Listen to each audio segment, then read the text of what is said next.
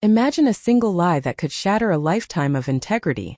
In the glittering heart of Manhattan, where chandeliers dripped gold and lies hid behind ivory linen, Amelia Mitchell faced a choice: obey a cruel order or lose everything. But when a mysterious family walked into the Golden Fork, their quiet defiance ignited a revolution, one that would expose the rot beneath the restaurant's gilded facade. Dive into this gripping tale of power, prejudice, and the courage to rewrite your story. Don't forget to smash that subscribe button, because what happens next will leave you questioning where you stand when silence isn't an option. The Golden Fork chandeliers cast a honeyed glow over tables draped in ivory linen. Crystal glasses clinked softly, and the murmur of Manhattan's elite blended with the clatter of silverware. Amelia Mitchell navigated the chaos with practiced ease, her heels clicking a rhythm only she could hear. She knew every regular by name, every dietary quirk, every anniversary date. Tonight, though, the air felt charged, as if the city's pulse had quickened beneath the restaurant's polished floors. "Amelia, table 12 needs their soufflé expedited," Marcus Lowe barked, his voice slicing through the hum. The manager's tie was knotted too tight, his smile too sharp. "Of course, Mr. Lowe," she replied, her tone smooth as the creme brulee she'd served an hour ago. But her fingers trembled as she adjusted the cuff of her uniform. 12 years at the Golden Fork, and she still hadn't learned to stomach Marcus's impatience. The hostess station buzzed. A family stood at the entrance: a man in a charcoal gray suit, a woman in a cobalt dress, and a girl of 8 or 9 clutching a stuffed rabbit. Their presence was a quiet storm, poised, deliberate, out of place in the sea of pastel blazers and silk scarves. Marcus materialized beside her. "Tell them we're booked," he hissed, his cologne cloying. Amelia froze. Empty tables glinted mockingly under the lights. "But now," her throat tightened. She approached the family, her smile feeling like a mask. "I'm sorry, we're fully reserved this evening." The man's eyes, dark and steady, met hers. "We called ahead." "Ethan Blackwood." Grace, his wife, placed a hand on his arm. "Ethan, let's." "Amelia." Marcus's voice was a blade. "There's no record of your reservation, sir. Perhaps another time." The lie tasted metallic. Zara's rabbit slipped from her grasp. Amelia caught it midair, her fingers brushing the child's. The girl's whisper cut deeper than Marcus's glare. "Why doesn't he like us?" Ethan Blackwood's gaze held no anger, only a weary knowing. "We'll remember this," he said, turning away. Amelia watched them leave, their backs straight as crowns. Marcus clapped her shoulder. "Good girl. Now table 5's risotto." She didn't hear the rest. The soufflé she delivered moments later wobbled on its plate, its perfection ruined by the crack in her composure. The Golden Fork's kitchen buzzed like a hive on the verge of collapse. Orders shouted in clipped tones ricocheted off stainless steel surfaces. Amelia stood frozen near the hostess podium, her hands gripping the edge as if it were the only thing keeping her upright. Marcus's voice echoed in her ears, sharp and unyielding. "They don't belong here." She glanced at the empty tables scattered across the dining room. Each one gleamed under the chandeliers, pristine and untouched. A lie was about to take shape, and she could feel its weight pressing down on her chest. Ethan Blackwood's family lingered by the entrance, their presence both dignified and unsettling. Grace adjusted Zara's coat while Ethan scanned the room with an unreadable expression. Amelia swallowed hard, her throat dry as sandpaper. "Sir," she began, forcing her voice steady, "I'm so sorry, but we're fully booked this evening." Ethan's eyes narrowed slightly, his gaze piercing through her practiced smile. "Fully booked?" he repeated, his tone calm but edged with skepticism. "Yes, sir. It's an unusually busy night." The words felt like shards of glass scraping against her tongue. Grace placed a gentle hand on her husband's arm. "Ethan, let's go somewhere else." "No," Ethan interrupted, his voice firm but not loud. He turned back to Amelia, his dark eyes locking onto hers. "We called ahead. I made a reservation under Blackwood. Are you telling me it doesn't exist?" Amelia's pulse quickened. She wanted to tell him the truth, that there was a reservation, that Marcus had ordered her to turn them away, but the words lodged in her throat.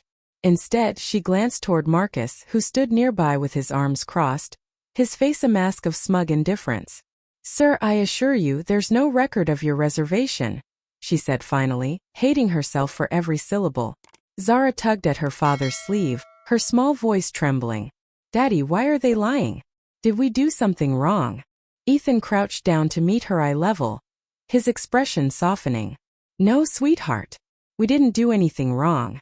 Sometimes people make mistakes, or they choose to see things differently. Marcus stepped forward then, his polished shoes clicking against the marble floor. Is there a problem here? Ethan straightened, his posture commanding despite the tension in the air. Yes, there is. My family and I had a reservation, which seems to have mysteriously disappeared.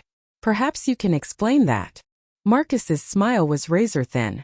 I apologize for any inconvenience, Mr. Blackwood, but our policy requires reservations to be confirmed 24 hours in advance.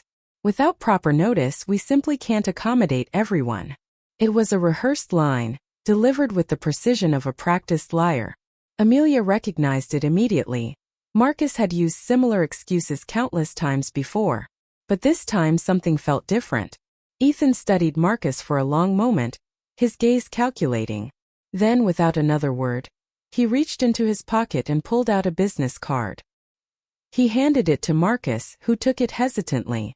You'll be hearing from me, Ethan said quietly, his tone carrying a quiet authority that sent a shiver down Amelia's spine.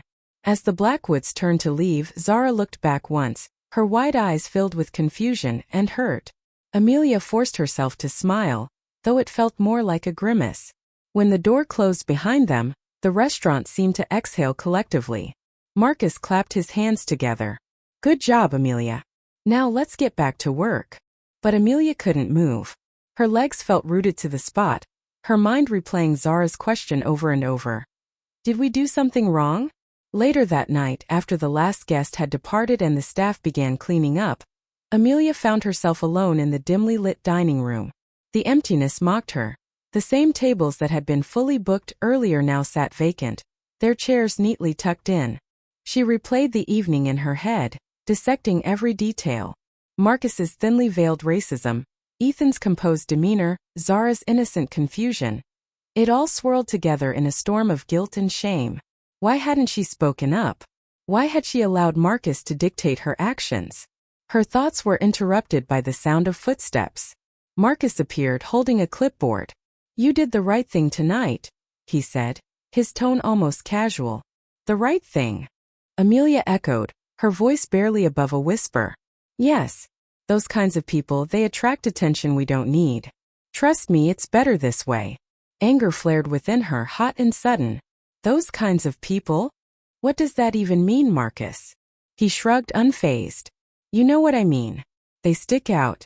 They make others uncomfortable. This place has standards, Amelia. Standards we need to uphold. Her fists clenched at her sides. Standards? Or prejudices? Marcus raised an eyebrow, his smirk infuriatingly condescending. Careful, Amelia. You've worked here a long time. Don't throw that away over something so trivial. Trivial. The word stung like a slap. When Marcus finally walked away, Amelia sank into a chair, her mind racing. For 12 years she had prided herself on being kind, on treating everyone equally. But tonight she had failed. Not just the Blackwoods but herself. And deep down she knew this wasn't the end. The Golden Fork's doors swung open at dawn, sunlight slicing through the haze of polished silver and dormant chandeliers. Amelia arrived early as always to prepare for the lunch service. But today the air felt charged, electric. A storm waiting to break. A black sedan idled outside. Two men in tailored suits stood at the entrance, their postures rigid. Inside, the staff milled about, their whispers sharp. Did you hear? Hissed Clara, a waitress. Luxe Dining Group bought the place overnight. Everything's changing. Amelia's stomach dropped.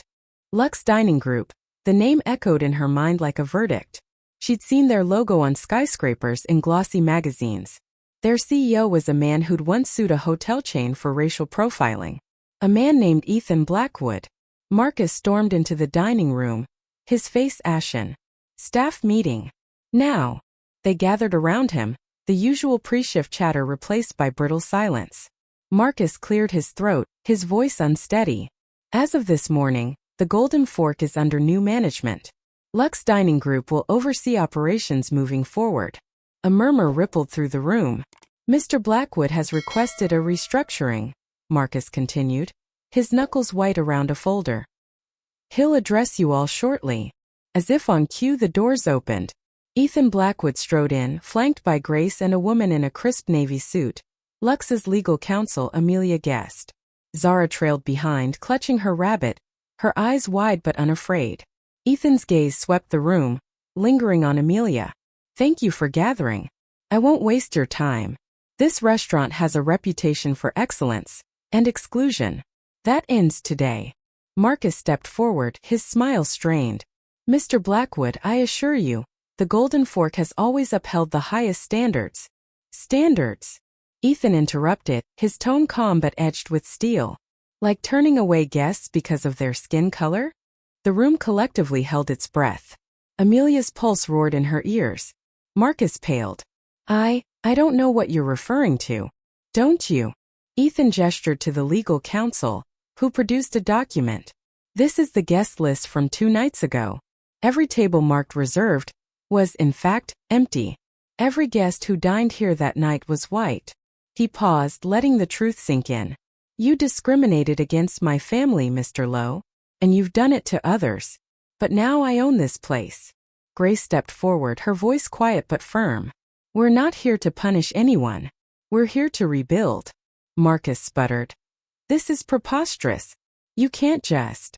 You'll find my offer quite fair, Ethan said, cutting him off. You have 2 choices. Resign with severance, or stay and adhere to Lux's policies.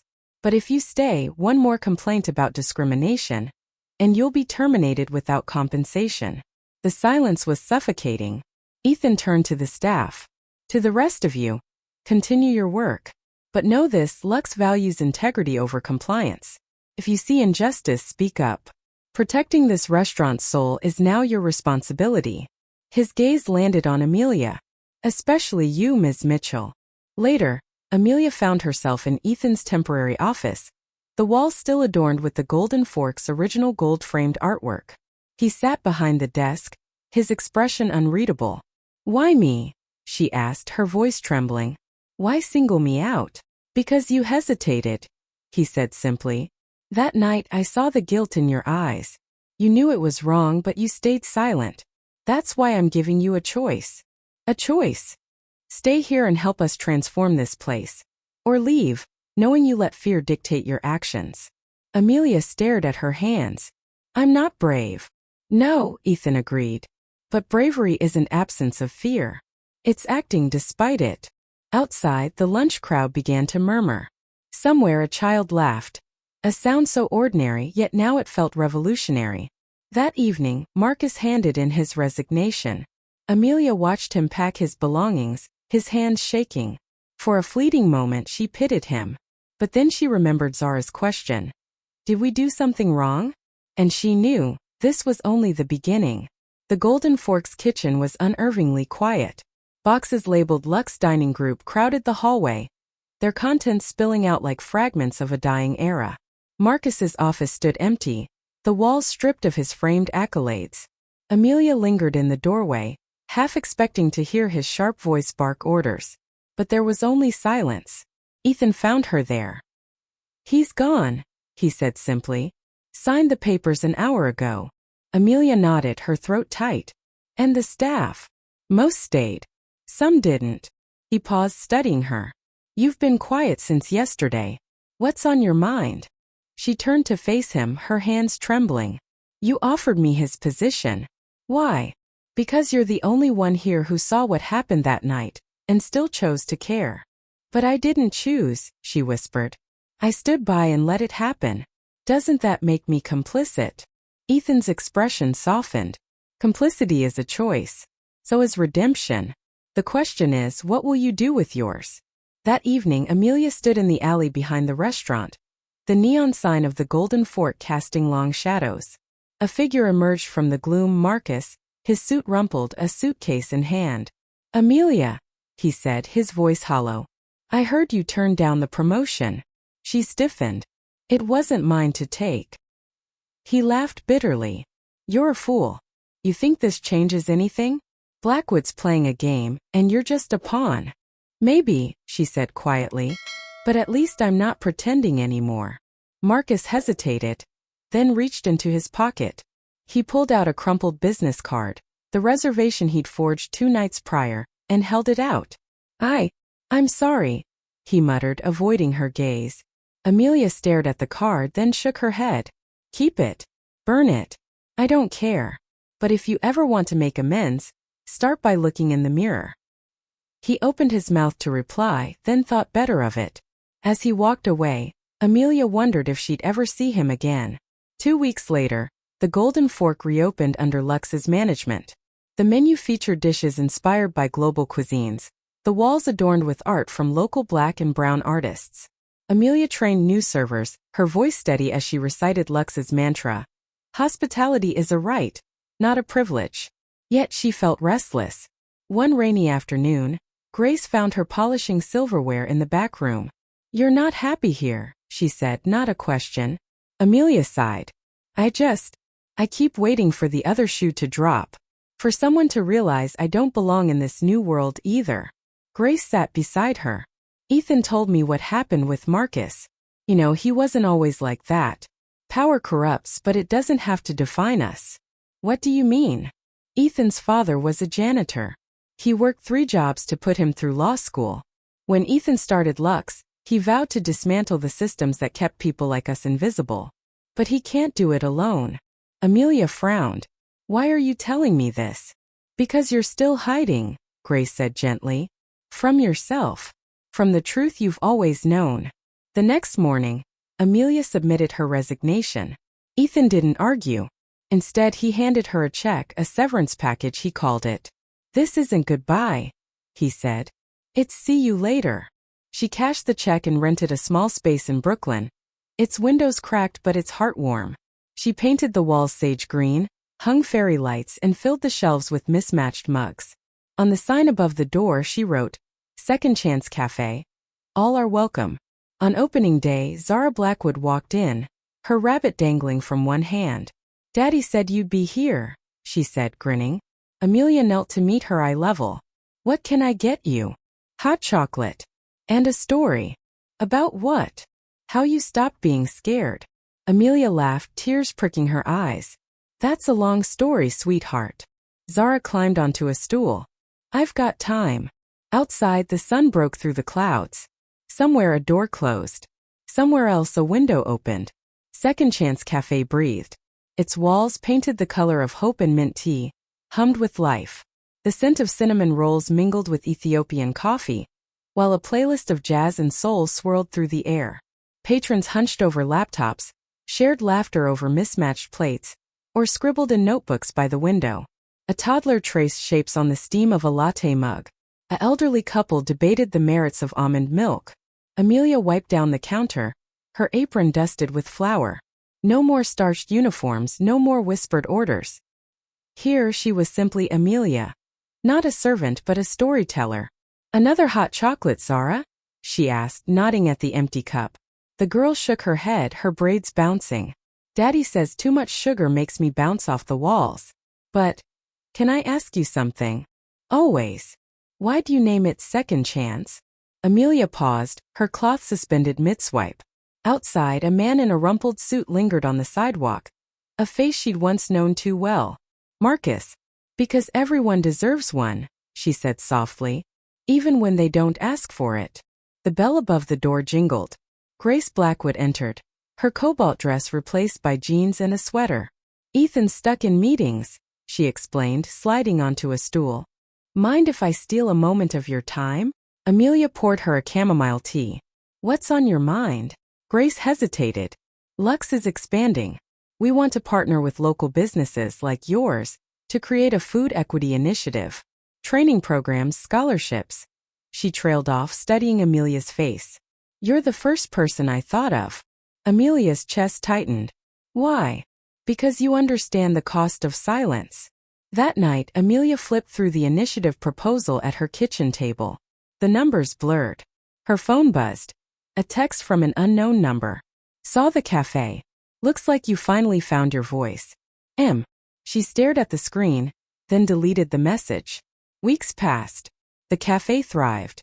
Amelia hired a staff of misfits, a formerly incarcerated baker, a single mother working nights, a college student saving for med school. They served meals to the homeless on Sundays. They hosted poetry slams and Peewatun nights. One rainy evening, Zara burst in, soaked but grinning. "Daddy's outside. He says he needs to talk to you." Ethan stood under an umbrella, his suit dark against the gray sky. "I heard about the initiative," he said. "Grace told me you turned them down." Amelia crossed her arms. "It's not my place to fix systems anymore. I just serve coffee." "Do you?" He stepped closer. "Or are you still hiding?" She flinched. "Amelia," he said gently, "this cafe isn't an ending. It's a beginning. But you can't change the world alone." The next morning she called Grace. "I'll do it," she said. "But on one condition." "Name it." "No suits. No boardrooms. We start here, in the alley with the people who need it most." Grace laughed. "Deal." That weekend, Amelia stood behind the counter, watching as volunteers transformed the alley into a pop-up kitchen. Marcus's face flickered in her mind, not as a villain but as a ghost. A reminder. Zara tugged her sleeve. "Are you scared?" Amelia smiled. "Terrified. But that's how I know it's right." As the first guests arrived, a teen with a skateboard, a grandmother with a walker, a man in a hoodie stained with paint, Amelia poured coffee and wondered if Marcus ever walked by. If he saw the sign, if he understood. But the door kept opening, and the light kept shining.